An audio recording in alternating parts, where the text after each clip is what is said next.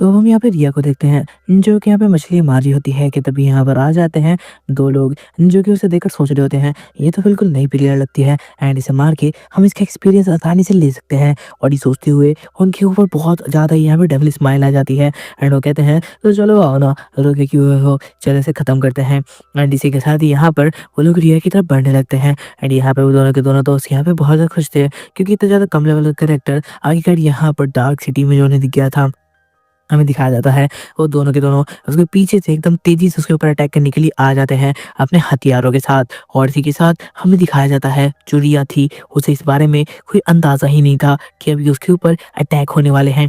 And इसी के साथ यहाँ पे जैसे वो पीछे घूमती है तो बहुत ज़्यादा शॉक हो जाती है उन 2 लोगों को देख के और कह रही होती है यार ये लोग करना क्या चाहते हैं? क्या ये मेरे ऊपर अटैक करने के लिए आ रहे हैं? और इसी के साथ ही अब हमें दिखाया जाता है दूसरी तरफ सैम को जो कि अभी सोया हुआ होता है क्योंकि अभी वीआर गेम खेल के बहुत ज़्यादा थक चुका था। वो सो के यहाँ पर अभी उठ ही रहा होता है एंड कह रहा होता है कि आखिरकार किसका कॉल आ रहा है। जब वो यहाँ पे कॉल उठाता है तो कहने लगता है आखिरकार कौन है, इतनी सुबह किसने मेरे को कॉल किया होगा। एंड तभी उस अपने दोस्तों की आवाज़ सुनाई देती है जो कि कह रहे होते हैं सैम आखिरकार तुम कहाँ पे हो, तुम इतने दिन से हमें दिख क्यों नहीं रहे, क्या तुम्हें कुछ हुआ है, आखिरकार कंपनी से निकली हो तो क्या हुआ, हमें रेस्टोरेंट में आके मिलो।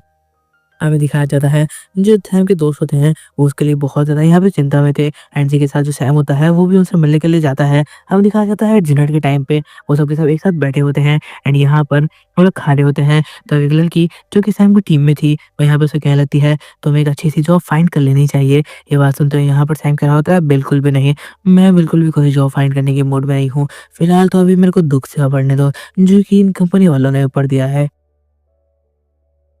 उसका दोस्त जो कि मोटा सा आदमी था जो डिज़ाइनर होता है वो कहता है कि सैम वो सही कह रही है, शायद तुम्हें कोई अच्छी जॉब ढूँढ लेनी चाहिए।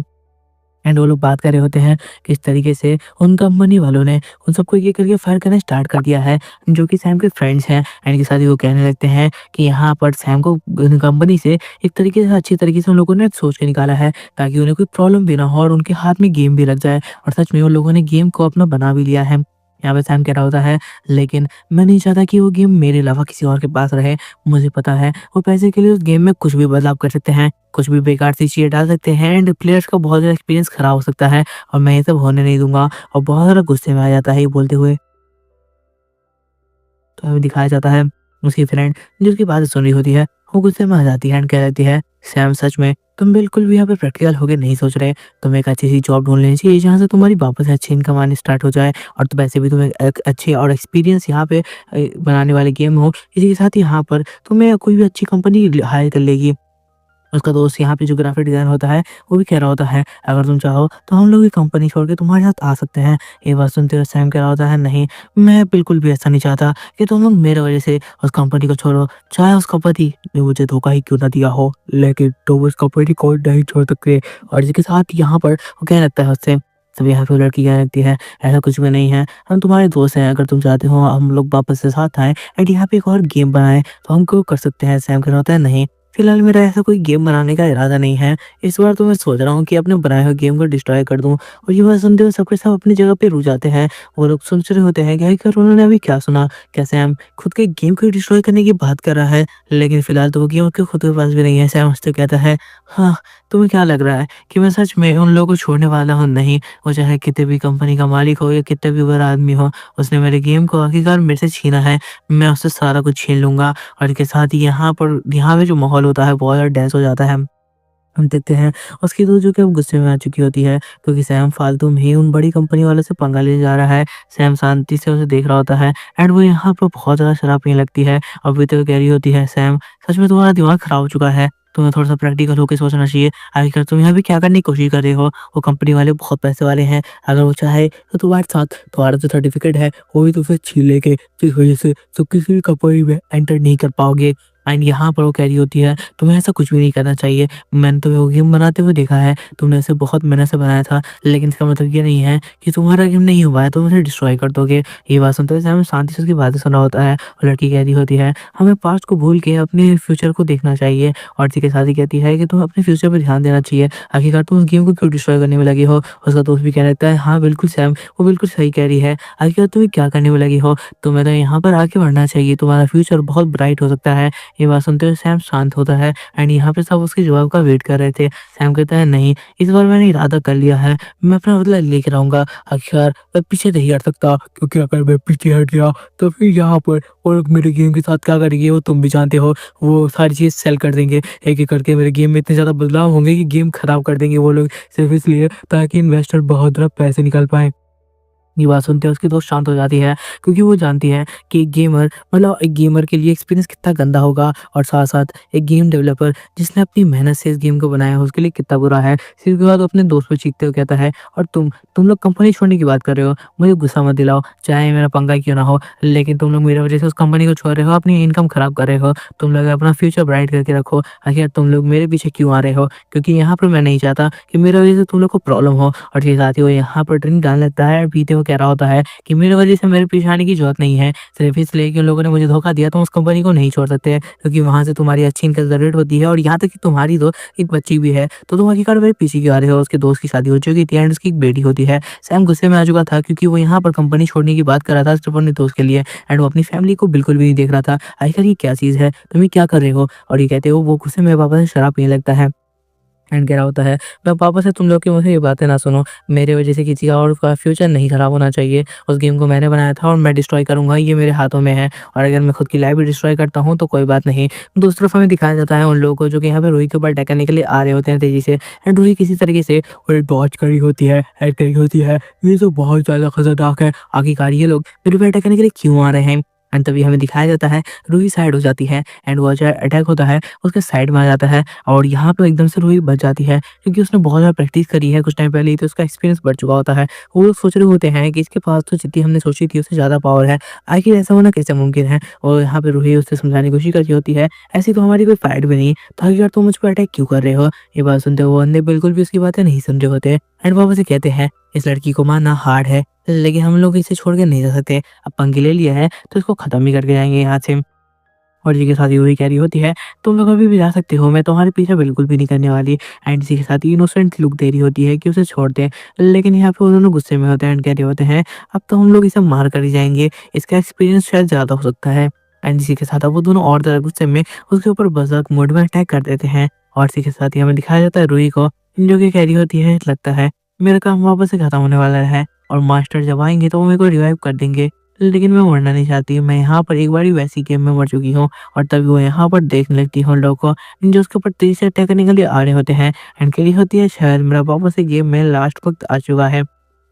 और तभी हम देखते हैं कि वो अपनी चाकू को निकाल देती है एंड कह रही होती है, मैं इनमें से एक को तो लेके टपूंगी। और इसके साथ ही हमें दिखाया जाता है वो दोनों बंदे तेजी से उसकी तरफ बढ़ रहे होते हैं, और जैसे ही यहाँ पे एक बंदा तेजी से रूही के ऊपर अटैक करने के लिए आता है, रूही भी अपने डैगर को निकाल देती है एंड उस बंदे की तरफ तेजी से बढ़ती है उसके ऊपर अटैक करने के लिए।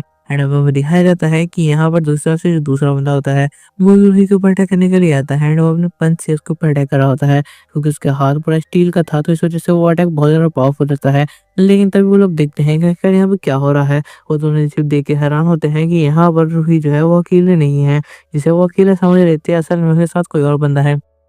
रूही कह रही होती है, मेरे मास्टर को आने दो, और तुम ऐसे मुझसे फाइट नहीं कर सकते, अगर तुमने मुझे मार दिया तो मेरे मास्टर अगर यहाँ पर आए तो वो तुम दोनों को मार देंगे। ये सुनते हुए वो लोग सोच रहे होते हैं कि आखिरकार उसका मास्टर कौन है, और यहाँ पर वो लोग थोड़ा घबरा भी जाते हैं कि कहीं इसका मास्टर कोई पावरफुल बंदा तो नहीं, जो कि हाँ यहाँ पे सिटी से ही निकलवा दे। एंड के साथ ही कह रहे होते हैं, आखिरकार कौन है तुम्हारा मास्टर, क्या तुम उसका नाम बता सकती हो?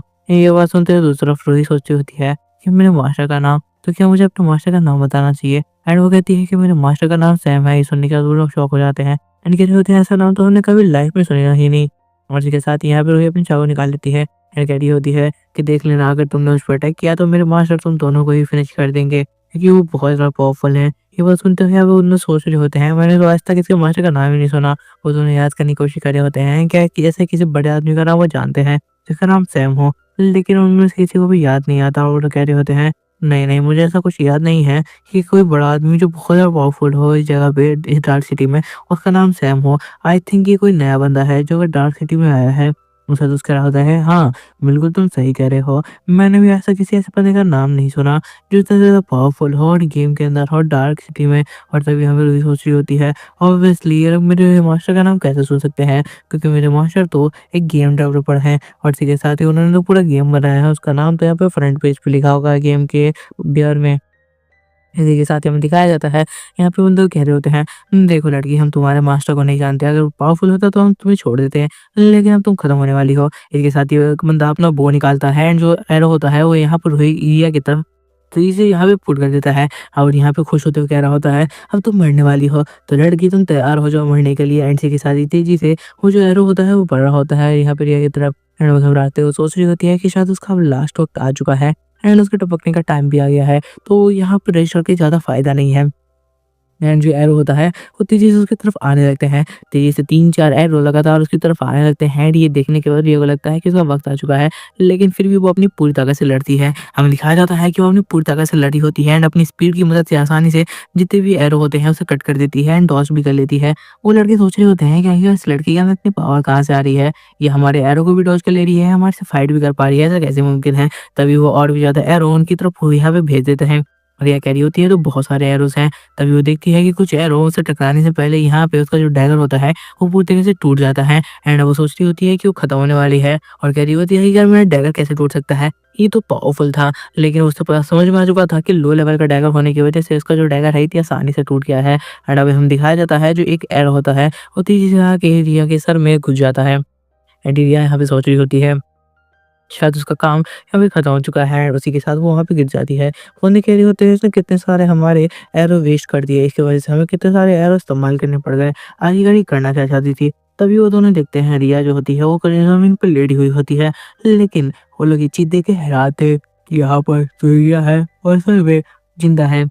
उन लोग कह रहे होते हैं आखिरकार ये आवाज़ कैसी है? उनके पीछे से एक आवाज़ आती है जो कि असल में और किसी की नहीं सैम की होती है, जो कह रहा होता है, हे मुझे माफ़ करना, वो असल में कल रात को दारू पी के मैं बहुत ज़्यादा नींद में था एंड जल्दी उठ भी नहीं पाया, इस वजह से मैं लेट आया हूँ गेम में। अब वो लोग सोच लेते हैं कि शायद यही है जो उसका मास्टर जिसके बारे में वो लड़की बात कर रही थी। तो वो लोग यहाँ पे पूछने लगते हैं कि क्या तुम इस लड़की को जानते हो? सैम जब देखता है कि जो रिया है वो ज़मीन पे लेटी हुई है एंड उसका जो सर है उसमें एक तीर लगा हुआ है। एंड यार होते हुए कह रही होती है, मास्टर आप इतनी देर से कहाँ थे? इन लोगों ने मुझ पे रश कर दिया था। ये यार मैं क्या करती? मैं बहुत मुश्किल से फाइट कर रही थी। तभी सैम यहाँ पे अपना जो यहाँ पे स्वॉर्ड होता है उसे निकाल लेता है एंड कह रहा होता है तुम्हें यहाँ पर उसके ऊपर ऐसा अटैक नहीं करना चाहिए था। और यहाँ पे कह रहा होता है अब तुम दोनों यहीं पे मरने वाले हो और गुस्से में आते हुए उन दोनों के ऊपर अटैक करने के लिए जाने लगता है। अब हमें दिखाया जाता है उन दोनों बंदों को जो कि उससे फाइट करने के लिए रेडी हो चुके थे। सैम कह रहा होता है इनको पता नहीं है मैं कितना ज़्यादा पावरफुल हूँ। मुझे लगता है ये लोग मुझे लो लेवल के समझने की गलती कर रहे हैं और इन्हें बताऊँगा कि आखिरकार इस गलती की सज़ा क्या होती है। एंड इसके साथ ही यहाँ पर जो सैम होता है वो कह रहा होता है तो आ जाओ फाइट करने के लिए। देखते हैं कौन जीता है। वो दोनों सोच रहे होते हैं इतने लो लेवल के बंदे आखिरकार ये हमसे फाइट क्यों लेना चाहते हैं।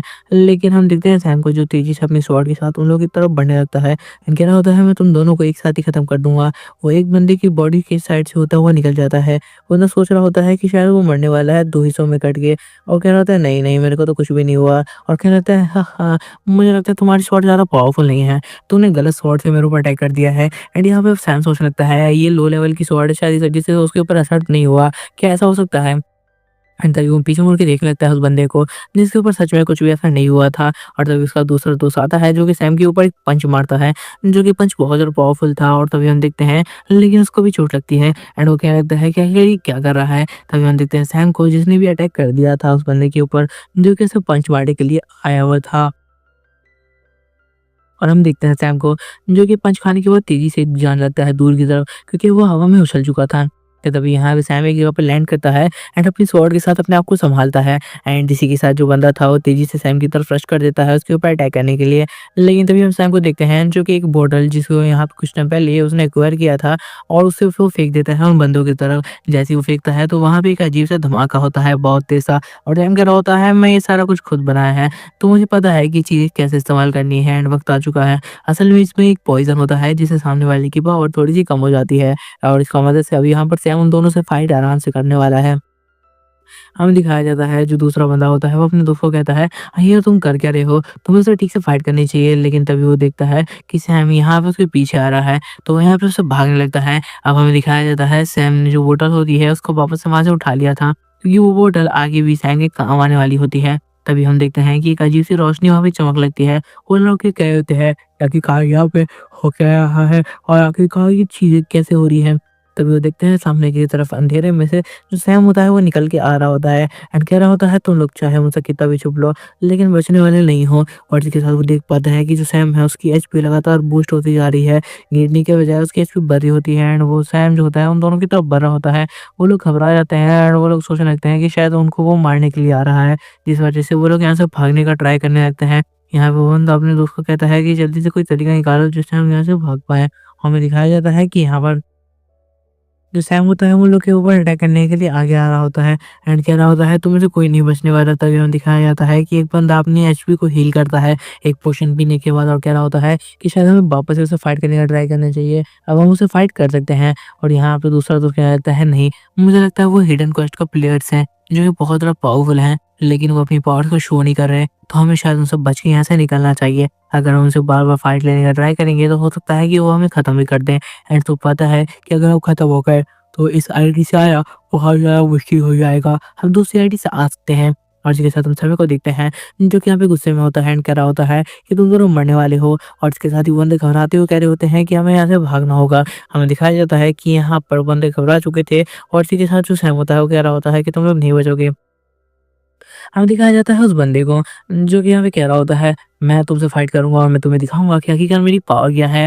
वो यहाँ पे अपना अर्थ मैजिक इस्तेमाल करते हुए सैम के ऊपर अटैक करने के लिए जाता है एंड यहाँ पे अपनी शील्ड की पावर को भी यूज़ करता है, जिस वजह से वहाँ पे बहुत ज़्यादा प्रेशर क्रिएट होता है एंड इस वजह से सैम को भी उस प्रेशर में रहते हुए फाइट करनी होगी। हमें दिखाया जाता है कि वो सैम यहाँ पे अपनी स्वॉर्ड के साथ तेज आगे बढ़ता है एंड कह रहा होता है मेरी स्वॉर्ड मैं मानता हूँ ऑर्डिनरी है बट इतनी भी नहीं कि वो तुम्हें यहाँ पे काट ना सके बीच से।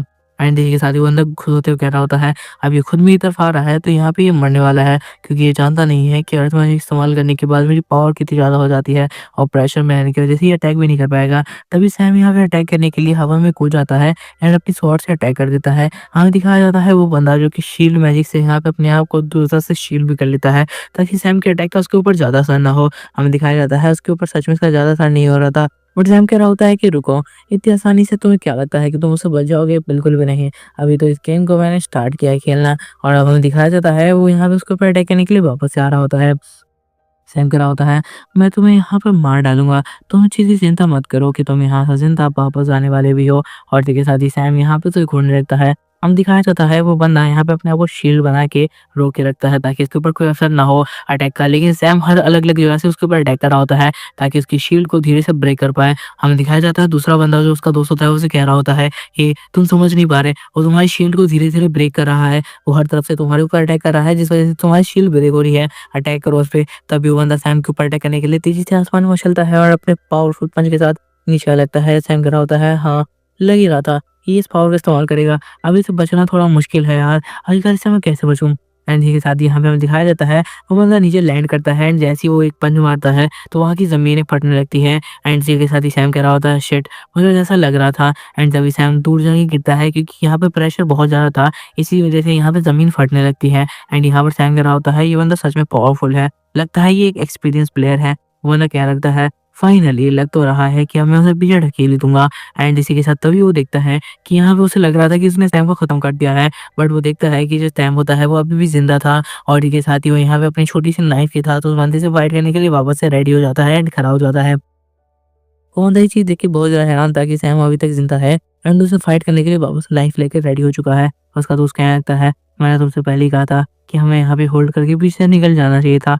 और यहाँ पे बंदा कहने लगता है नहीं, तुम्हें क्या लगता है कि मैं इतना ताकतवर भी नहीं कि एक नए प्लेयर को हरा पाऊँ? साफ-साफ दिख रहा है वो लोग नए प्लेयर हैं एंड हम लोग उसको हरा भी नहीं पा रहे हैं। आखिरकार ऐसा क्या होना कैसा मुमकिन है? मैं उन लोगों को नहीं छोड़ने वाला, मैं उन लोगों को पूरी तरीके से ख़त्म कर दूँगा। और ये कहते हुए वो बहुत ज़्यादा गुस्से में आ जाता है और ये हमें दिखाया जाता है उसका दोस्त अभी भी उसे समझाने की कोशिश कर रहा था कि उन्हें यहाँ से निकल जाना चाहिए। कि तभी अब हम यहाँ पर देखते हैं कि यहाँ पर उस बंदे ने सोच रहा होता है कि ये नाइफ तभी थोड़ी देर पहले टूट चुका था, ये नाइफ वापस कैसे आ चुका है? एंड ये साथ ही कह रहा होता है कि आखिरकार ये सब क्या हो रहा है? ये यहाँ पे किसी बंदे को मारा गया था और वो भी बिल्कुल ऐसा ही दिखता था, एक पावरफुल सोल्जर, तो क्या ये वही एनपीसी हो सकता है? तभी हमें दिखाया जाता है सैम को जो कि कह रहा होता है हे क्या तुम मरने के लिए रेडी हो? और इसके साथ ही सैम यहाँ पे अपनी जो छोटी-सी यहाँ पे नाइफ होता है उसे निकाल लेता है। उसका दोस्त कह रहा होता है हे मैं तुम्हें अभी बोल रहा हूँ, अगर तुम यहाँ से लास्ट टाइम नहीं चले तो मैं यहाँ से निकल जाऊँगा, क्योंकि मुझे पता है वो बंदा पावरफुल है एंड वो हम दोनों को मार सकता है। तुम उसके ऑरा से भी चीज़ नहीं समझ पा रही हो। ये बात सुनते उसका दोस्त कह रहा होता है, बिल्कुल भी नहीं।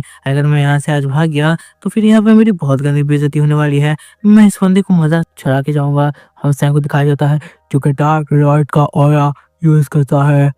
और इसके साथ ही हमें दिखाया जाता है वो डार्क लॉर्ड का ऑरा यूज़ करता है, जिसके बाद उसके यहाँ पर स्वॉर्ड होती है, उसमें बहुत ज़्यादा पावर आ जाती है। ये देखते हैं वो दोनों बंदे बहुत ज़्यादा हैरान होते हैं कि आखिरकार ये क्या चीज़ है, जो कि एकदम से लाइट उसके स्वॉर्ड में यहाँ पे चमकने लगी। और तभी बंदा कह रहा होता है, मैं इसको वापस से यहाँ पर रिपेयर कर दूँगा इसके सारे अटैक को, एंड अपने आप को शील्ड मैजिक से यहाँ पे कवर करने लगता है। और सैम यहाँ पे रुकता नहीं है, वो तात्सुया मार के तेज़ी से आगे बढ़ता है और इसके साथ ही हमें दिखाया जाता है उस मोटे से बंदे को।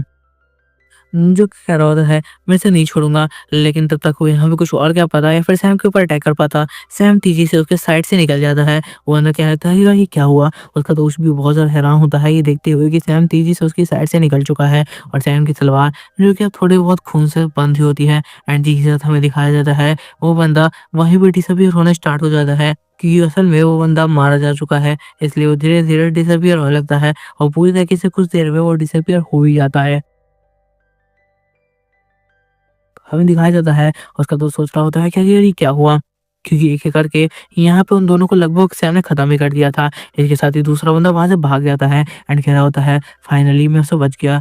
मेरा दोस्त मुझे बहुत देर से कह रहा था वहाँ से निकलने के लिए, पर शायद मेरी गलती है। अगर मैं हम जल्दी निकल जाते तो हम दोनों भी ज़िंदा होते। एंड इसके साथ ही अपना स्टेटस देख रहा होता है एंड कह रहा होता है, मेरी एचपी बहुत ज़्यादा लॉस हो चुकी है। मुझे जल्दी से इसे हील करना होगा ताकि वो बंदा अगर मेरे ऊपर रश कर दे तो मैं उसको थोड़ी देर फाइट ले पाऊँ। अब यहाँ पे उस बंदे को लग रहा था कि वो बच के यहाँ पर आ चुका है एंड इसी के साथ ही यहाँ पर सैम ने उसके ऊपर मुँह को लगा रखा था। जिस वजह से सैम को उसकी लोकेशन पता चल जाती है। हमें दिखाया जाता है, वो अंदर सोच रहा होता है कि नहीं मैं अब यहाँ पे सेफ हूँ एंड इसी के साथ ही वो सोच रहा होता है वो कैसे अपने दोस्त को जल्दी वापस ले सकता है, क्योंकि गेम में वापस आने के लिए उसे तो बहुत अच्छा खासा टाइम लगेगा। तभी सैम कहता है, ये तुम्हें क्या लगता है तुम दोस्त लेट आएगा, लेकिन तुम भी इसी के पास जाने वाले हो। और इसके साथ ही सैम बहुत तेजी से अपने स्वॉर्ड के साथ अटैक कर देता है एंड इसी के साथ ही उस बंदे को 20 से 2 हिस्सों में काट देता है एंड वो बंदा चीखता ही रह जाता है। और हम दिखाया जाता है दूसरा का सीन, जहाँ पे जो रुई होती है वो दलदल में जाती जा रही होती है एंड उसका जो सर होता है उसके ऊपर जो एरो लगा हुआ था उससे उससे पेन हो रहा होता है कि तभी यहाँ पर जो सैम होता है वो आने लगता है एंड कह रहा होता है कि फिक्र मत करो, मैं तुम्हें वापस से ठीक कर दूंगा। और इसके साथ ही सैम उसी स्टोन को वापस से निकालता है जिससे वो उसको रिकवर कर देता है एंड कह रहा होता है क्या तुम ठीक हो? लेकिन रूही तो यहाँ पे रिया तो यहाँ पे रोने लगती है एंड कह रही होती है कि क्या मतलब कि मैं ठीक हूँ, तुमने देखा नहीं किस तरीके से उन लोगों ने मेरे ऊपर अटैक किया था एंड यहाँ पे मेरे को गंदी गंदी तरीके से मारा था एंड तुम पूछ रहे हो कि मैं यहाँ पे ठीक हूँ। तभी सैम से माफ़ी माँगता है एंड कह रहा होता है कि नेक्स्ट टाइम ऐसा कुछ भी नहीं होगा। प्लीज़ मुझे माफ़ कर दो इस चीज़ के लिए। एंड इसी के साथ ही कह रहा होता है कि असल में मैंने कुछ ज़्यादा ड्रिंक कर ली थी, जिस वज़ह से मैं सो गया था। मेरी आँख जल्दी खुल नहीं पाई, इस वज़ह से ऐसा हो गया। बट नेक्स्ट टाइम मैं ध्यान रखूँगा इस चीज़ का। और इसी के साथ ही हमें दिखाया जाता है ये सब सुनते हुए। यहाँ पर ये सोच रही होती है मेरे मास्टर कितने ज़्यादा अच्छे हैं और कितने ज़्यादा काइंड हार्टेड हैं। शायद इसलिए जो रूही थी, वो इतनी ज़्यादा खुश रहती थी उनके साथ काम करके। मुझे भी रूही से मिलना है, बहुत टाइम हो गया है मैं रूही से नहीं मिली हूँ। जब से हम लोगों को गेम से निकाला गया है, तब से यहाँ पर रूही से मैं बिल्कुल भी नहीं मिली हूँ, जो कि इस गेम की गॉडेस है। एंड इसी के साथ ही सैम को दिखाया जाता है जो अपने स्टेटस विंडो को देखते हुए कह रहा होता है, उन लोगों के पास ज़्यादा एक्सपीरियंस नहीं था, बिल्कुल भी मज़ा नहीं आया। उनके पास अगर ज़्यादा एक्सपीरियंस होता तो हम लोग को भी ज़्यादा पॉइंट मिलते। अभी तक तो मेरा ज़्यादा लेवल भी नहीं हुआ है, मैं लेवल 2 पे आके अटका हुआ हूँ। एंड कह रहा होता है नहीं, मुझे किसी भी तरीके से यहाँ पर 80 लेवल से ज़्यादा करने हैं ताकि मेरी पावर बहुत ज़्यादा हो पाए इस गेम में। एंड इसी के साथ ही कह रहा होता है चलो फिलहाल वो सब छोड़ो, मुझे पता है इन सब में बहुत ज़्यादा लंबा टाइम लगने वाला है, तो क्यों ना रिया तुम्हारी पावर से फोकस किया जाए। तो रिया यहाँ पे कहने लगती है मेरी पावर्स, लेकिन अभी तक मैंने कोई तो कैरेक्टर यहाँ पे चूज़ ही नहीं किया है, क्या किया और मुझे बनना क्या है, तो मेरी आखिरकार कौन सी पावर। तो यहाँ पर थैंक कहता है हाँ तूने कैरेक्टर चूज़ नहीं किया ना, चलो मैं तुम्हें बताता हूँ कि तुम्हें आखिरकार कौन सा कैरेक्टर लेना है, जिससे यहाँ पे हमारी टीम को बहुत ज़्यादा हेल्प मिलने वाली है। ये बात सुनने के बाद दिया उसके साथ जाने के लिए रेडी हो जाती है एंड दोनों को दोनों जाने लगते हैं चर्च की तरफ, जहाँ पे रिया को अपने यहाँ पर कैरेक्टर चूज़ करने का मौका मिलेगा। और यहाँ पे ये कह रही होती है क्या सच में यहाँ पे चर्च भी है? ये तो डार्क सिटी है ना। सैम कह रहा होता है यहाँ पे हर चीज़ है, मैंने यहाँ पे हर चीज़ बनाई थी। और इसी के साथ यहाँ पर वो रिया के साथ जाने लगता है यहाँ पे चर्च के अंदर। वो कह रहा होता है कि आ जाओ, मैं तुम्हारे लिए एक अच्छी सी स्किल चूज़ करने वाला हूँ। ये बात सुनते हुए रिया उसके पीछे आने लगती है एंड खुश हो जाती है एंड कह रही होती है फाइनली मेरे मास्टर मेरे लिए कोई अच्छी सी स्किल चूज़ करने वाले हैं। आखिरकार मैं क्या बनूँगी? सोच रही होती है कि शायद वो रसर बनने वाली है। लेकिन तभी वो लोग चर्च के सामने पहुँच जाते हैं एंड यहाँ पर जो कि सैम है वो डेविल के लिए काम करता है एंड जो रिया है वो गॉड के लिए काम करने वाली है, जिससे उन्हें अपने-अपने हिसाब की पावर मिलेगी। एंड इसी के साथ ही सैम कह रहा होता है, हे रिया, मेरी बात को ध्यान से सुनना, मैं चाहता हूँ कि तुम एक हीलर बनो। ये सुनते हुए रिया कह रही होती है, क्या हीलर? सैम कहता है, हाँ, हीलर, तुम्हें हीलर बनना होगा, क्योंकि हमारी टीम में एक हीलर की बहुत ज़्यादा ज़रूरत है। जब भी मैं डैमेज होऊँगा या फिर मैं बहुत ज़्यादा पिटूँगा, तो मुझे एक हीलर चाहिए, और अगर तुम मर जाओगी तो मैं तुम्हें स्टोन से वापस से रिविज़न कर सकता हूँ, रियलाइव कर सकता हूँ। एंड इसके साथ ही मुझे हीलर चाहिए जो कि लास्ट टाइम पे भी मुझे हील कर दे। ये बात सुनते हुए यहाँ पर रिया मना कर रही होती है, क्योंकि ऑब्वियसली उसे भी गेम एन्जॉय करना है फाइट करते हुए। वो कोई हीलर बन के नहीं रहना चाहती है। पर सैम उसे समझाता है कि अभी उसकी ज़रूरत है, और इस वजह से सैम कह रहा होता है कि अगर मुझे लगेगा कि तुम हीलर के रोल में फिट नहीं हो रही, तब यहाँ पर तुम अटैक कर सकती हो, पर प्लीज़ तब तक के लिए मेरी बात को मान जाओ एंड यहाँ पे एक हीलर बन जाओ। तो रिया यहाँ पे उसकी इतनी ज़्यादा रिक्वेस्ट को सुनकर कह रही होती है, मास्टर, क्या सच में आप मेरे को एक हीलर बनाना चाहते हैं? ये बात सुनने के बाद सैम कह रहा होता है कि हाँ, मुझे चाहिए कि मेरी टीम में एक हीलर हो, और ये बहुत ज़्यादा इंपॉर्टेंट है, और इसका काम मैं सिर्फ तुम्हें दे सकता हूँ। तो यहाँ पर रिया कह रही होती है, अगर आप इतना ज़्यादा रिक्वेस्ट कर रहे हो तो फिर तो मैं मान सकती हूँ। और ये सारी कह रही होती है, चलो ठीक है, मैं मानने के लिए रेडी हूँ। सैम कह रहा होता है, चलो फिर जल्दी से चर्च में चलो। एंड इसी के साथ ही उसे कंधे पे उठा लेता है एंड कह रहा होता है, जल्दी से चर्च में चलते हैं। और इसी के साथ ही रिया कह रही होती है, हाँ मास्टर ठीक है। वो चाहती तो नहीं थी, बट उसके बाद भी उसे अभी हीलर बनना पड़ रहा होता है, क्योंकि सैम ने कहा था कि उसे हीलर की ज़रूरत है। एंड इसी के साथ ही वो लोग जाने लगते हैं चर्च के अंदर।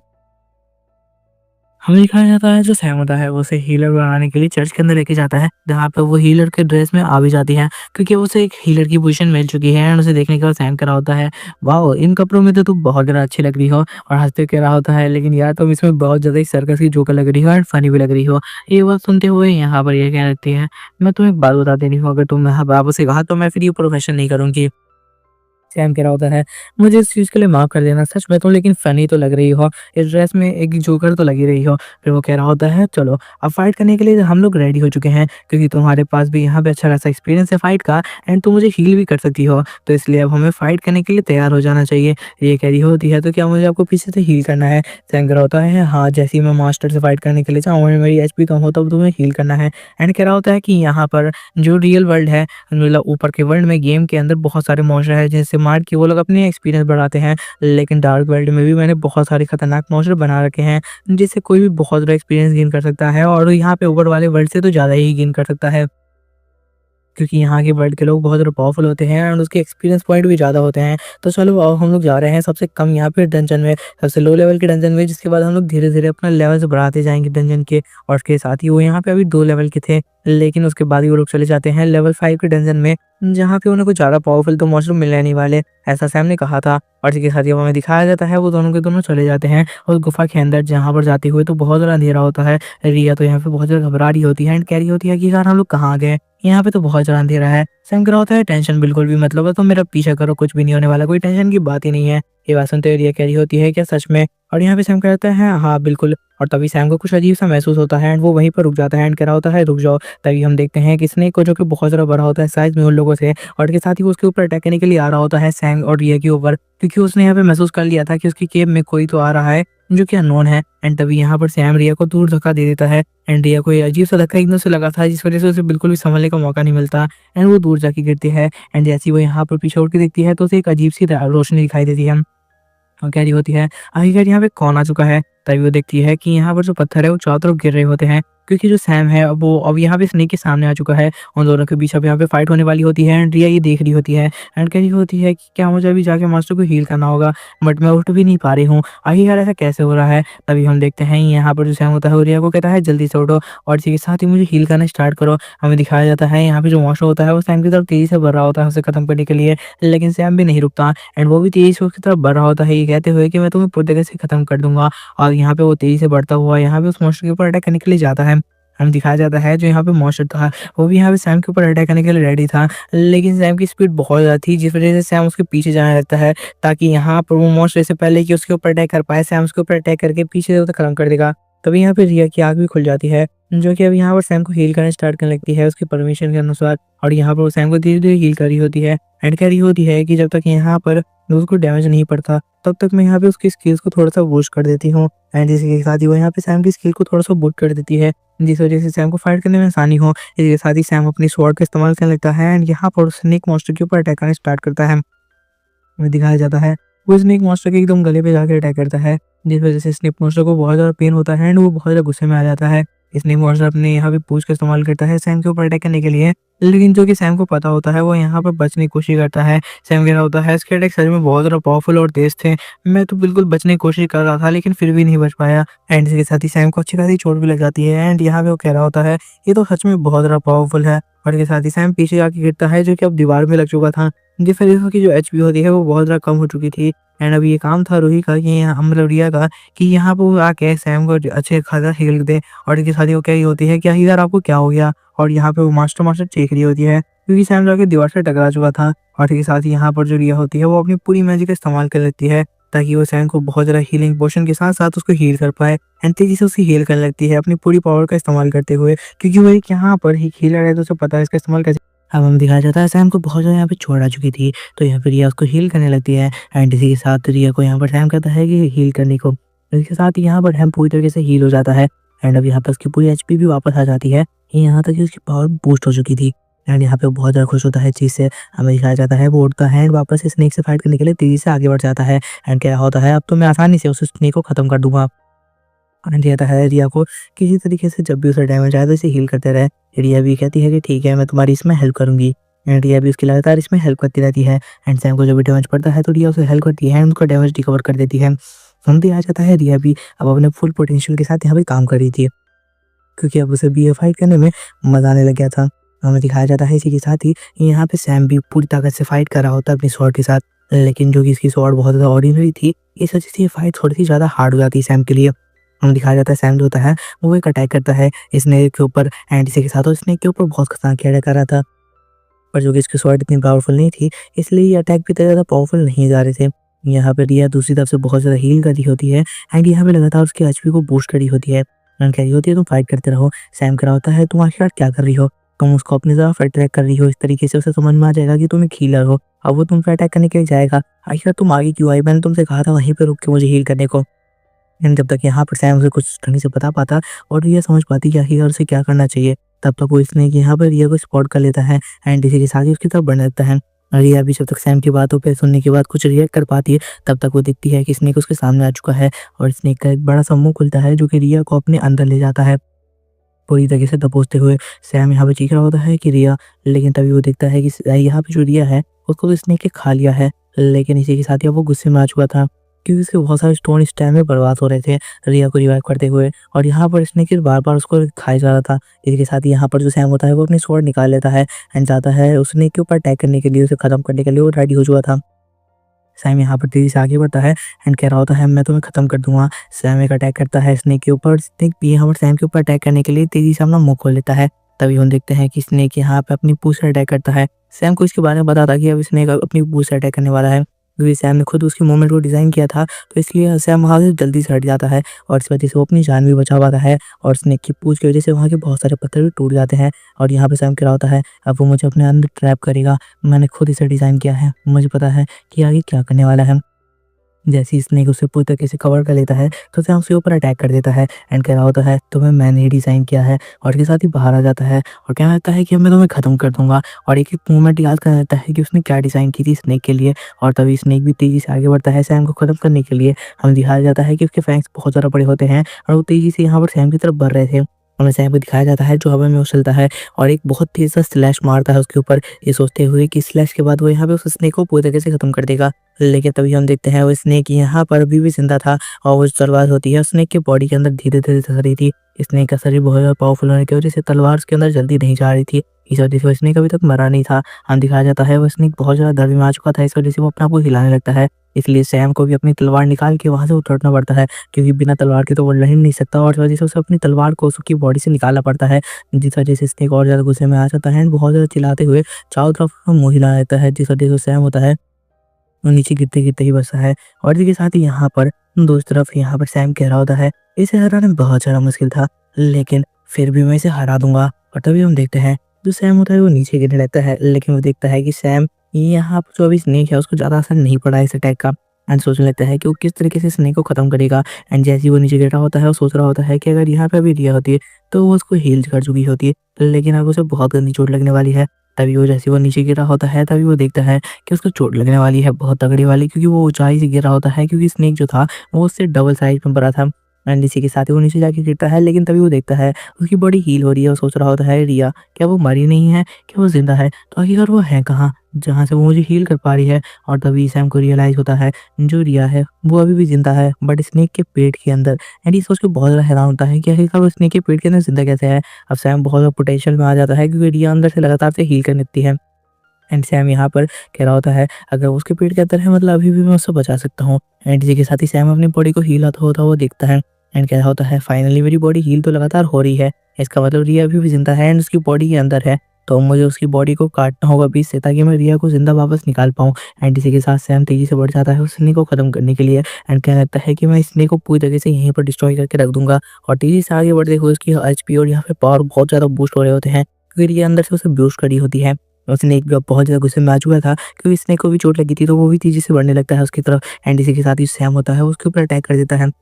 सैम यहाँ पे अलग-अलग तरीके की पावर्स यूज़ करता है, अलग-अलग तरीके के पॉइज़न यूज़ करता है, ताकि स्नेक को जल्दी मार पाए। एंड इसी के साथ ही वो स्नेक को नीचे गिरा देता है। अब हमें दिखाया जाता है जो सैम होता है वो तेज़ी से स्नेक की तरफ बढ़ता है एंड कह रहा होता है कि मुझे इसके पेट को चीर कर इसे निकालना होगा। इसके साथ ही वो देखता है कि पता नहीं कैसे, लेकिन यहाँ पर जो रिया थी उसने सर्वाइव कर लिया था, वो भी स्नेक के पेट के अंदर। और कुछ एसिड का कोई फ़र्क नहीं पड़ा। ये कमाल की बात है शायद इसलिए क्योंकि वो एक हीलर है। एंड इसी के साथ ही रिया की आँख खुलती है, जिसके बाद हमें दिखाया जाता है ये रिया बोल रही होती है कि मैं ज़िंदा हूँ। एंड इसी के साथ ही यहाँ पर सैम कर रहा होता है, मुझे तो लग रहा था तुम मर गई हो, पर तुम फाइनली ज़िंदा हो और ये देख के मैं बहुत ज़्यादा खुश हूँ। एंड इसी के साथ ही यहाँ पर उसे उठाने लगता है और ये कह रही होती है, ओह! मैं ज़िंदा बच गई, मुझे यकीन नहीं हो रहा। मास्टर, मैंने आपको लास्ट तक हील किया ना? ये बात सुनते हुए सैम कह रहा होता है, हाँ, तुमने मुझे लास्ट तक हील किया। एंड इसी के साथ ही यहाँ पर जो रिया होती है उसको वापस से हील कर देती है, क्योंकि यहाँ पर सैम को अभी भी चोटें लगी हुई थी। अब हमें दिखाया जाता है थोड़ी देर के बाद का सीन, जहाँ पे वो दोनों बहुत ज़्यादा खुश होते हैं, क्योंकि ऑब्वियसली उन दोनों के पॉइंट बड़े थे। क्योंकि यहाँ पर ये एक हीलर थी, उसने अपने मास्टर को अच्छे से हीलिंग पोशन दिया था, इस वज़ह से उसे बहुत ज़्यादा पॉइंट मिले होते हैं। एंड यहाँ पर सैम खुश होता है एंड कह रहा होता है, देख रहे हो ना, तुम्हारी पावर भी यहाँ पे बूस्ट हो रही है। इसके साथ ही वो कहता है, लेकिन अब हमें दूसरे ट्रैप के आगे बढ़ना होगा और यहाँ पर आगे वाली गुफा में से भी ज़्यादा पावरफुल मॉन्स्टर है, लेकिन उन्हें अट्रैक्ट करने का तरीका थोड़ा अलग रहने वाला है। तो आई थिंक तुम यहाँ पे अपना सैक्रिफाइस देने के लिए रेडी हो जाओगी। ये बात सुनने के बाद रिया कह रही होती है, क्या सैक्रिफाइस? और आखिरकार किस तरीके की सैक्रिफाइस की तुम बात कर रहे हो? तो सैम कहने लगता है, देखो आगे की गुफा जैसे मैंने डिज़ाइन की है, तो आगे वाली गुफाओं में बहुत ज़्यादा स्नेक्स हैं। एंड वहाँ पर स्नेक को बुलाना तो पड़ेगा, क्योंकि मैंने वहाँ पे ट्रैप्स लगा रखे हैं। तो सबसे पहले मुझे देखने दो कि मैंने ट्रैप कहाँ पे लगाया था। वैसे मेरे को याद तो नहीं आ रहा, लेकिन मैंने इस इधर की साइड तो लगाया था कहीं पे ट्रैप। इसके साथ ही सैम को यहाँ पे मिल जाता है जो ट्रैप वो ढूँढ रहा था। रिया पूछने लगती है, तुम आखिरकार करने क्या वाले हो? मतलब आखिरकार तुम्हारा प्लान क्या है उस स्नेक को खत्म करने का? क्या तुम क्या उसके उसे किसी स्नेक को ट्रैप में फँसाने वाले हो? सैम दिखाता है कि नीचे कितने सारे प्लेट्स हैं, जिसके ऊपर गिरते ही स्नेक अपनी जान गँवा देंगे। एंड सैम कह रहा होता है, बस तुम्हें उसे अट्रैक्ट करना है। एंड इसी के साथ ही सैम यहाँ पे कह रहा होता है, मुझे ढूँढना होगा आखिरकार कहाँ पे मैंने वो ट्रैप लगाया हुआ था। उसका बटन यहीं पे आस-पास कहीं पे मैंने डाला था।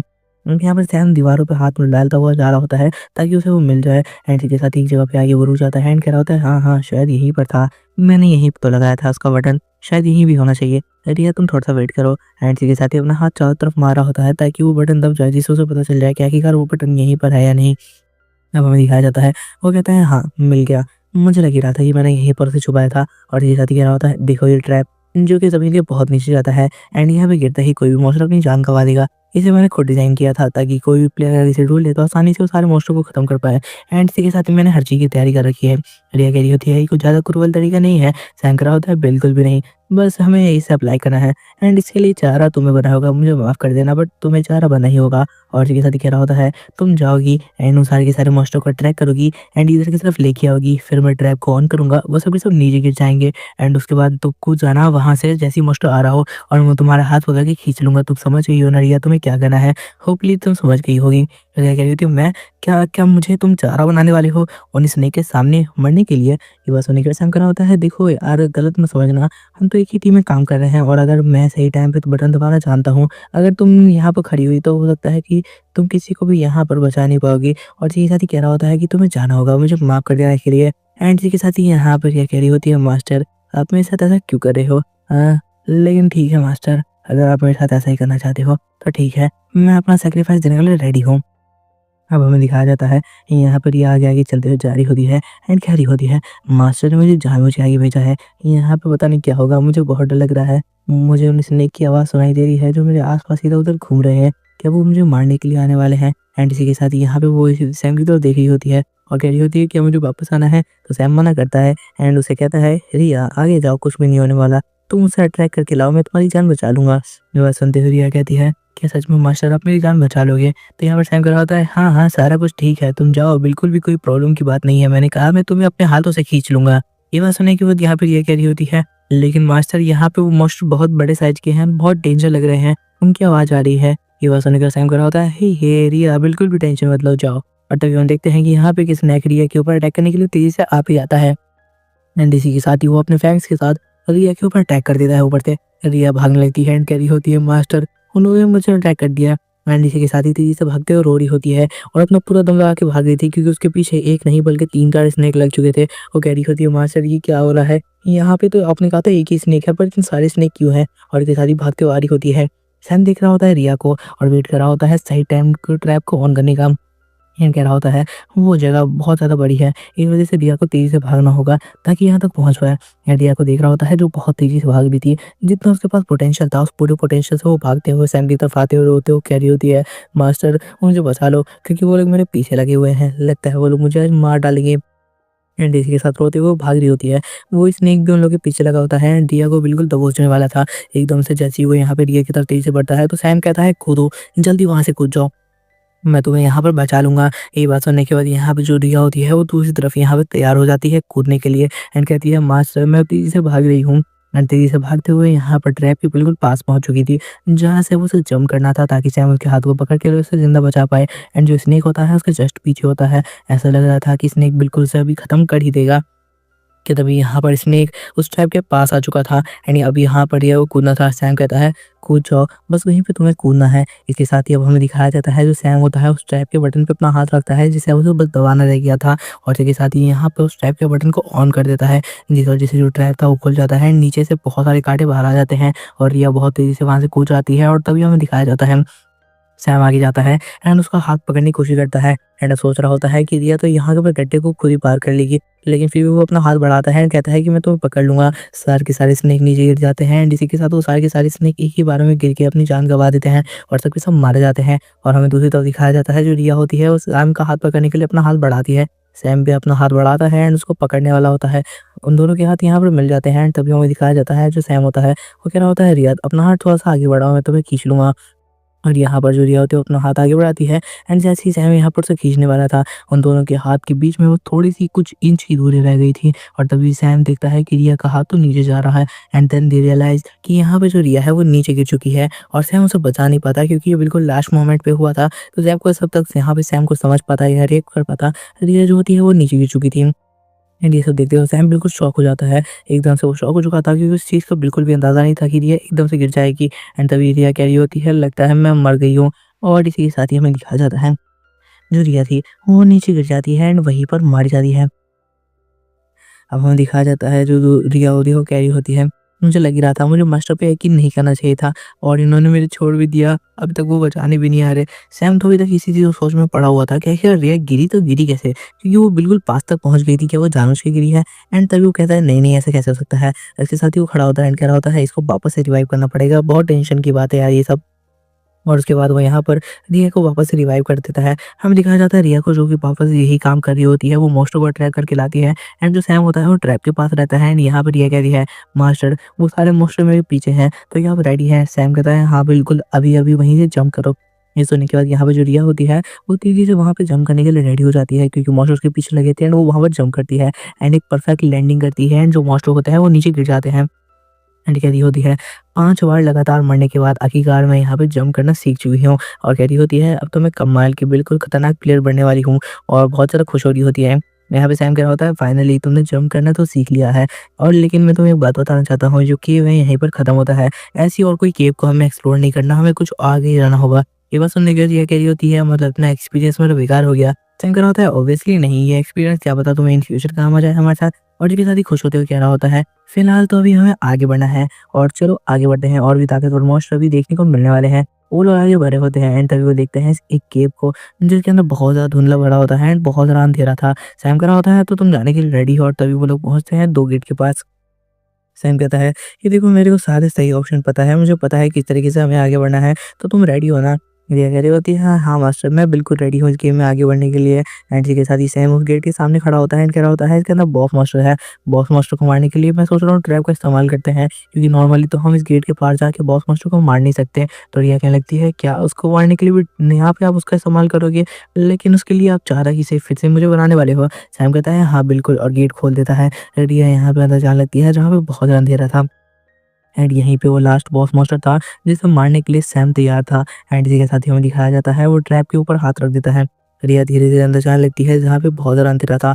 उसे बहुत ज़्यादा डर लग रहा होता है क्योंकि वहाँ पे बहुत ज़्यादा अजीब आवाज़ें आ रही थी, क्योंकि जो मॉन्स्टर होता है वो उसे देख चुका था। एंड यहाँ पे रिया धीरे-धीरे आगे बढ़ रही होती है, ये सोचते हुए कि मॉन्स्टर बिल्कुल अंदर होगा। लेकिन तभी यहाँ पर धीरे-धीरे आगे बढ़ रही थी और देखती है कि यहाँ पर जो मशाल है वो भी जल नहीं रही है। लेकिन जैसे ही रिया अपना यहाँ पे पैर अंदर डालती है, यहाँ पे मशालें जलने लगती है, जिस वजह से चारों तरफ रोशनी हो जाती है और रोशनी की वजह से अब यहाँ पर उस बॉस मॉन्स्टर को पता चल चुका था कि कोई तो आया है। एंड तभी यहाँ पे रिया देखती है कि बॉस मॉन्स्टर तो अपनी सीट पे है ही नहीं। इसका मतलब बॉस मॉन्स्टर पहले से उसे मारने के लिए रेडी हो चुका होगा। आखिरकार बॉस मॉन्स्टर क्या है ये सोचते हुए यहाँ पर बहुत ज़्यादा डर जाती है। हमें दिखाया जाता है यहाँ पे जो स्नेक होता है, वो अभी तक रूही को देख रहा था। एंड वो अंधेरे में देख सकता है, वो रूही को देख रहा था जब रूही आगे बढ़ रही थी।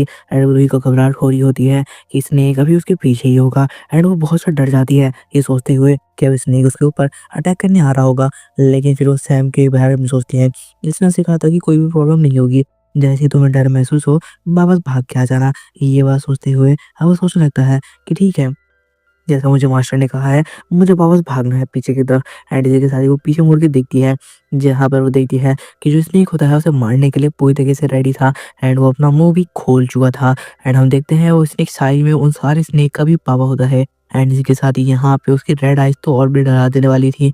एंड जैसे ही वो रूही को देखता है, रूही पत्थर में बदलने लगती है, क्योंकि वो स्नेक क्रश था और यहाँ पे रूही को भागना था, लेकिन वो सही टाइम पे भाग नहीं पाती, जिस वजह से अब वो पत्थर में बदल चुकी है।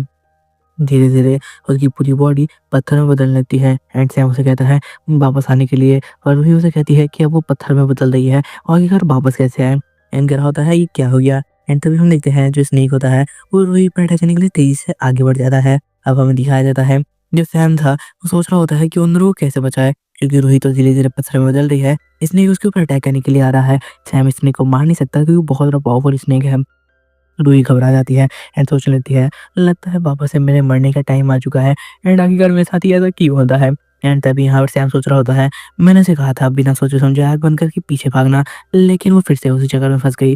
तभी जैसे इसने ये यहाँ पर रूही को मारने के लिए आता है, तभी सैम उस ट्रैप के बटन को रेडी कर देता है एंड दबा देता है, क्योंकि यहाँ पर जहाँ पर रूही खड़ी थी और पत्थर बन रही थी उसी जगह पे तो ट्रैप था। एंड तभी हम देखते हैं ट्रैप नीचे से खुलता है एंड जो स्नेक होता है वो नीचे गिरने लगता है। एंड तभी जो स्नेक था वो उसकी पूरी बॉडी में वो सारी की सारी नुकीली चीज़ें घुस जाती हैं। एंड स्नेक वहीं पे दर्द से चीखने लगता है, लेकिन वो पूरी तरीके से वहाँ पे मरा भी नहीं था। एंड तभी वो यहाँ पे अपना बहुत ज़्यादा प्रेशर लगाने लगता है, जिस वजह से उस केव में बहुत ज़्यादा बिल्कुल भूकंप आ जाता है। लेकिन तभी वो यहाँ पे स्नेक गिर जाता है एंड वहीं पे मारा जाता है। उसकी पूरी बॉडी में बहुत सारे यहाँ पे नुकीली चीज़ें घुस चुकी थी, इसलिए उसका मरना तो तय था, पर वो बहुत ज़्यादा ही दम लगा रहा था। हमें दिखाया जाता है रूही को, जो अभी भी पत्थर में बदल रही होती है। सैम उसके पास आता है एंड कहता है तुम फिक्र मत करो रूही, और यहीं पे कह रहा होता है, मैंने कहा था ना मैं तुम्हें बचा लूँगा आसानी से, देखा ना कुछ भी नहीं हुआ, तुम फालतू में घबराती रहती हो। एंड रूही को ये सब सुनने के बाद बहुत ज़्यादा गुस्सा आ रहा होता है। एंड इसी के साथ ही अब हमें दिखाया जाता है जो पत्थर था वो ऊपर से गिरने लगता है। एंड यहाँ पर वो सोच रही होती है कि यार अभी ये क्या हो रहा है, क्योंकि पत्थर जो थे केव के वो धीरे-धीरे नीचे आ रहे थे। ऑब्वियसली जो बॉस मॉन्स्टर मारा जा चुका था, इस वजह से केव के पत्थर भी नीचे गिरने लगे थे। ये सब देखते हुए हम देखते हैं तभी जो रिया थी उसकी बॉडी 20 से 2 हिस्सों में कट जाती है, क्योंकि वो पत्थर बहुत ज़्यादा नुकीला था। एंड सैम सोच रहा होता है वो भी रिया को यहाँ पे रिवाइव कर सकता था, लेकिन वो फालतू की बकवास में लग गया और इसी बीच वो पत्थर आया एंड यहाँ के रिया को 2 हिस्सों में काट दिया। एंड ये सोचते हुए बहुत ज़्यादा दिमाग खराब हो रहा होता है उसका। एंड क्या लगता है ये क्या हो रहा है मेरे साथ, आखिरकार मेरी किस्मत ही खराब है ना, इसी वजह से मेरे साथ ये सब होता रहता है। एंड वो देखता है रिया यहाँ पे पत्थरों में बदल चुकी थी, जो कि अब पूरी तरह से टूट भी चुकी है। एंड ये सारी उसका सामान यहाँ पे पड़ा होता है, उसकी आधी बॉडी पड़ी हुई होती है। एंड ये सोची होती है कि हर बार उसके साथ ही ऐसा क्यों होता है। अब हमें दिखाया जाता है जो सैम होता है वापस उसे रिवाइव करता है एंड वो आ जाता है वापस से चर्च की तरफ में, जहाँ पे रिया को अपने पॉइंट्स मिलते हैं एंड ग्रेड्स मिलते हैं, जिसकी वजह से अब यहाँ पे वो गुस्सा भी होती है सैम से। एंड कह रही होती है तुम्हारे वजह से ही यहाँ पे लगभग 10 बार मर चुकी हूँ इस गेम में आने के बाद, आखिरकार तुम ऐसा क्यों कर रहे हो।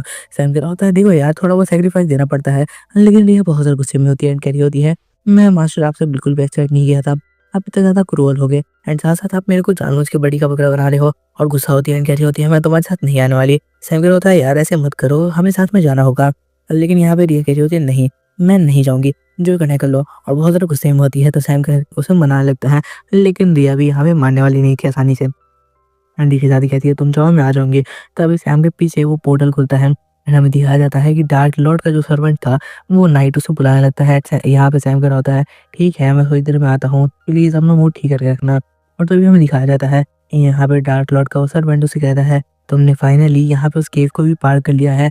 इसी के साथ ही यहाँ पर तुम्हें एक मौका दिया जाएगा इस वर्ल्ड की गॉडेस से मिलने का। सैम होता है क्या सच में इस वर्ल्ड की गॉडेस से मिलने का एक मौका, पर मुझे वो नहीं चाहिए। और इसके साथ ही यहाँ पर कह जाता है लेकिन वो ऐसा-वैसा मौका नहीं होगा, वहाँ पे तुम अपने सवाल पूछ सकते हो। सैम कहता है हाँ, ये हुई ना इंटरेस्टिंग बात, तो क्या मैं अपने सवाल वहाँ पे पूछ सकता हूँ गॉडेस से? वो उन्हें कहने लगता है हाँ बिल्कुल, तुमने जितनी ज़्यादा पावरफुल केव को पार किया है, तो तुम उस गॉडेस से मिलने के लायक हो। एंडी के साथ ही सैम कह रहा होता है, तो क्या मुझे उस गॉडेस से मिलने का मौका कब मिलने वाला है? ज़रा बता सकते हो? ये बात सुनते ही वो सर्वेंट कह देता है, तुम्हें थोड़ा वेट करना होगा। और इसके साथ ही कह रहा होता है, डार्क लॉर्ड जब चाहेंगे, तुम्हें गॉडेस के पास पहुँचा देंगे। ये बात सुनने के बाद सैम कह रहा होता है, कहीं मैं मरने तो नहीं वाला इस गेम में। एंड इसी के साथ ही उसके आस-पास बहुत अजीब-सा ऑरा फ्लो कर रहा होता है। एंड यहाँ पे सैम कह रहा होता है, चलो ठीक है, जब भी देखते हैं कब यहाँ पे गॉड यहाँ पे हमें बुलाती है। वही गॉडेस जिसे सैम ने खुद बनाया था। और तभी यहाँ पे वो नाइट डरने लगता है। लास्ट टाइम सैम ने उसे भी तो जला दिया था, इसलिए वो भी डरा हुआ था सैम से और कह रहा होता है ये बंदा बहुत क्रूअल है, मुझे खुद भी इससे बच के रहना होगा। रीजनरेशन मुझे कितना टाइम लग गया। एंड इसी के साथ ही यहाँ पर सैम कह रहा होता है क्या करना चाहिए मुझे? और तभी वो मुस्कुराते हुए कह रहा होता है रूही तुम मेरे सामने आओ, मुझे कुछ सवाल है जो तुमसे पूछने रह गए हैं, मैं चाहता हूँ तुम उसके जवाब दो। और इसी के साथ ही हम देखते हैं उसके आसपास की जो चीज़ें होती है वो बदलने लगती है, जैसे सैम एक दूसरी जगह पे जा रहा हो। और तभी हमें दिखाया जाता है वो एकदम से टेलीपोर्ट होने लगता है। और नाइट कह रहा होता है इतना जल्दी? आज तक तो इतना जल्दी किसी को भी गॉडेस ने नहीं बुलाया, आखिर इसके साथ मामला क्या है? और तभी हमें दिखाया जाता है सैम यहाँ से धीरे-धीरे टेलीपोर्ट होने लगता है। एंड इसी के साथ ही वो पहुँच जाता है एक दूसरे वर्ल्ड में, जो कि इस पूरे यूनिवर्स से पार है इस गेम के। और इसी के साथ ही वो टेलीपोर्ट होके पहुँचता है गॉडेस के सामने। एंड यहाँ पर हम देखते हैं सैम उसे देख के बहुत ज़्यादा गुस्से में होता है। हमें दिखाया जाता है दूसरी तरफ जो गॉडेस होती है वो उसके सामने ही खड़ी हुई थी। एंड वो और कोई नहीं बल्कि वही रूही एआई सिस्टम थी, जो कि उसके सामने खड़ी हुई होती है। एंड यहाँ पर कह रही होती है तो कैसे हो तुम सैम? मैं तुम्हें गेम में देख के बहुत ज़्यादा खुश हूँ। ये बात सुनने के बाद सैम बहुत ज़्यादा गुस्से में मुँह बनाता है। तो यहाँ पे रूही कहने लगती है मुझे लगता है तुम्हें सैम बुलाना तुम्हें अच्छा नहीं लगा। तो मास्टर क्या आप यहाँ पे किसी सवाल की वजह से आए हैं?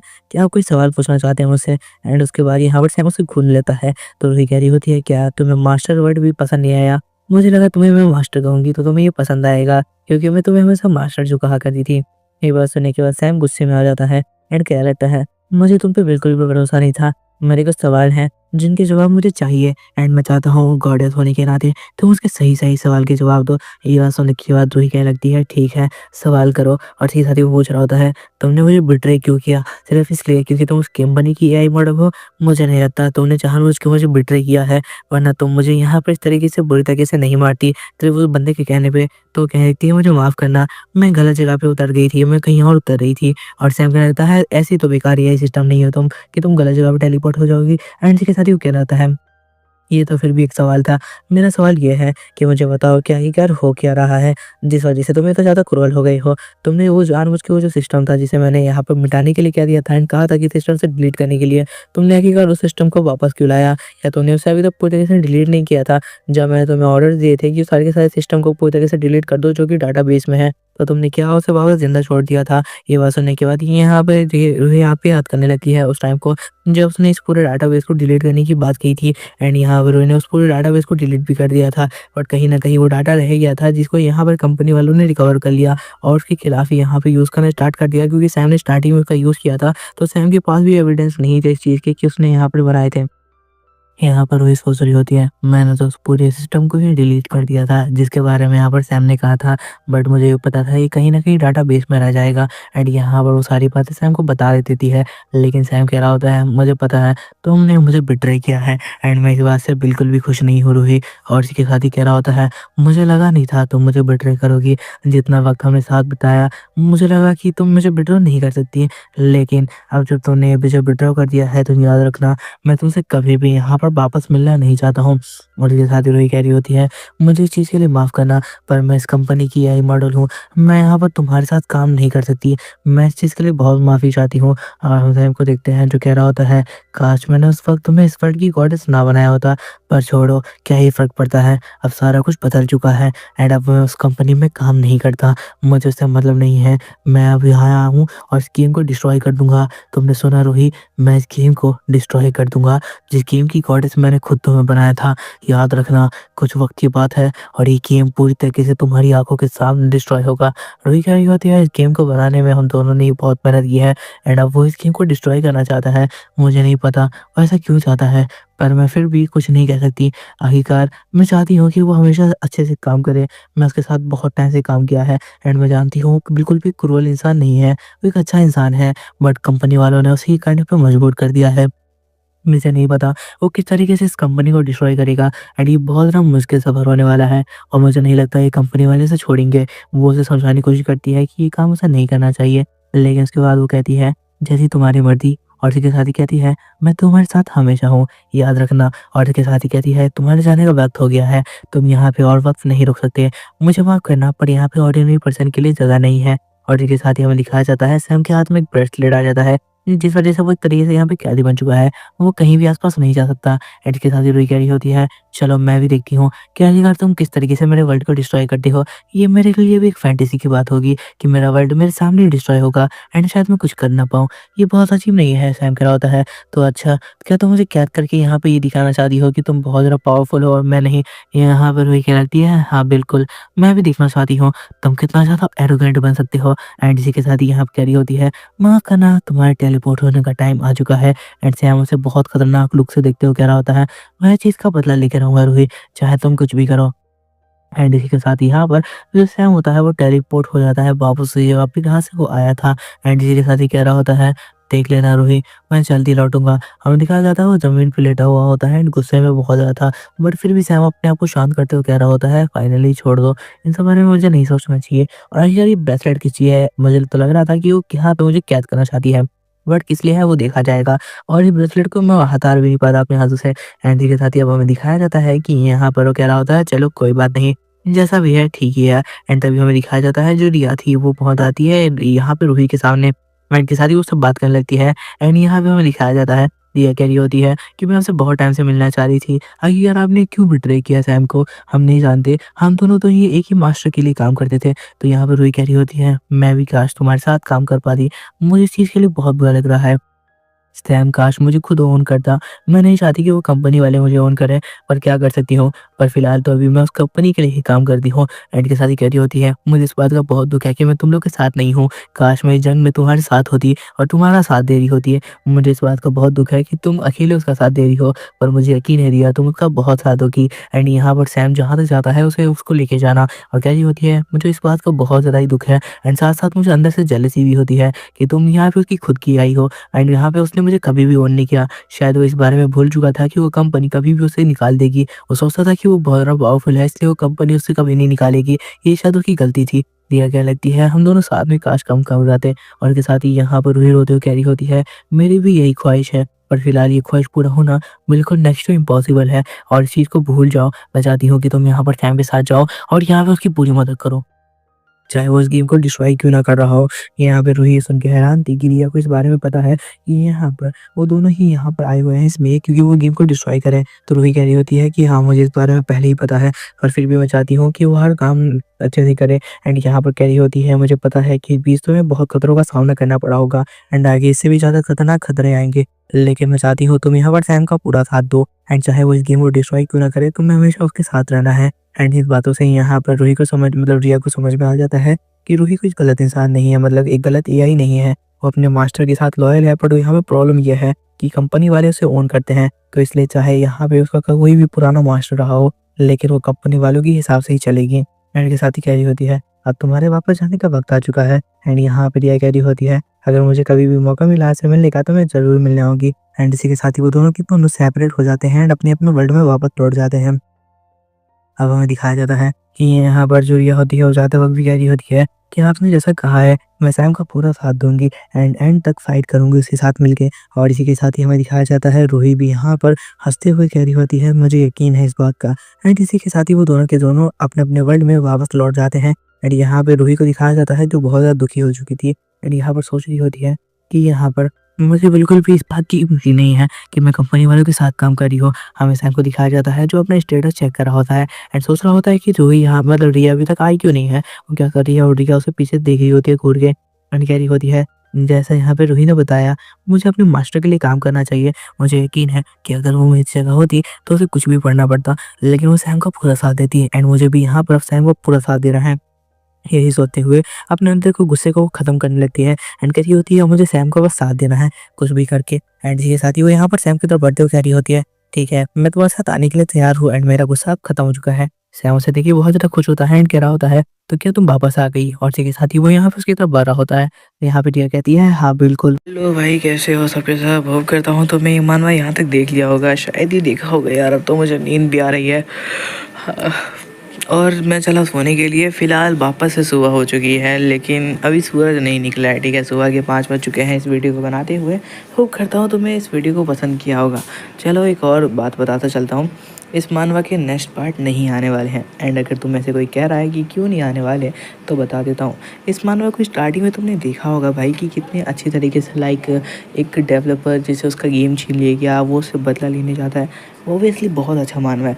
स्टोरी लाइन तब जाके मेरा दिमाग ख़राब कर देती है जब यहाँ पे अगर मैं 5 घंटे बैठ के एक्सप्लेन करूँ ना, 6 घंटे भी, तब जाके ये लोग ना फाइट कर रहे होते हैं। लाइक तुम इमेजिन करो एक डेवलपर से उसका गेम छीन लिया, उसके पास कोई पावर नहीं है गेम के अंदर, स्पेशल नहीं कुछ है, उसको बस पता है कि गेम के आगे क्या होने वाला है।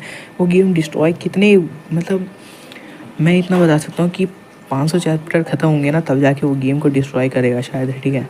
एंड इतने चैप्टर तक तुम लोग उसकी फ़ाइट होते हुए देखोगे। सीरियसली तुम्हें लगता है कि तुम इतनी फ़ाइट देख पाओगे? बहुत ज़्यादा ही अजीब मोमेंट है यार, मेरे लिए खुद ही अजीब मोमेंट है। इतनी अच्छी स्टोरी लाइन को कैसे इन लोगों ने बेकार कर दिया। देखो हो सकता है कुछ लोगों को ये फ़ाइट अच्छी लगी एंड सीज अच्छा लगे, लेकिन मैं खुद सोच रहा हूँ कि 5 घंटे की कौन बैठ के ये देखेगा कि वो फाइट कर रहा है, वो मॉन्स्टर से लड़ रहा है, देन रिया उसका साथ दे रही है, रूही उसके ऊपर ये कर रही है एंड एट ऑल। भाई क्या मतलब क्या बना दिया कहानी को, तो इसलिए मैं आगे एक्सप्लेन नहीं कर सकता, ठीक है। एंड मैं यहीं पे इस मानव का एंड कर रहा हूँ। बाकी और भी मानव चेकआउट करो जो टॉप 30 में लिस्ट में किए गए हैं, तो होप करता हूँ वो सब तुम्हें पसंद आएंगे। फिलहाल आज के लिए तो सुबह हो चुकी है गाइस, वापस से मिलते हैं नेक्स्ट वीडियो में। चेकआउट करना सारी वीडियोज़ को।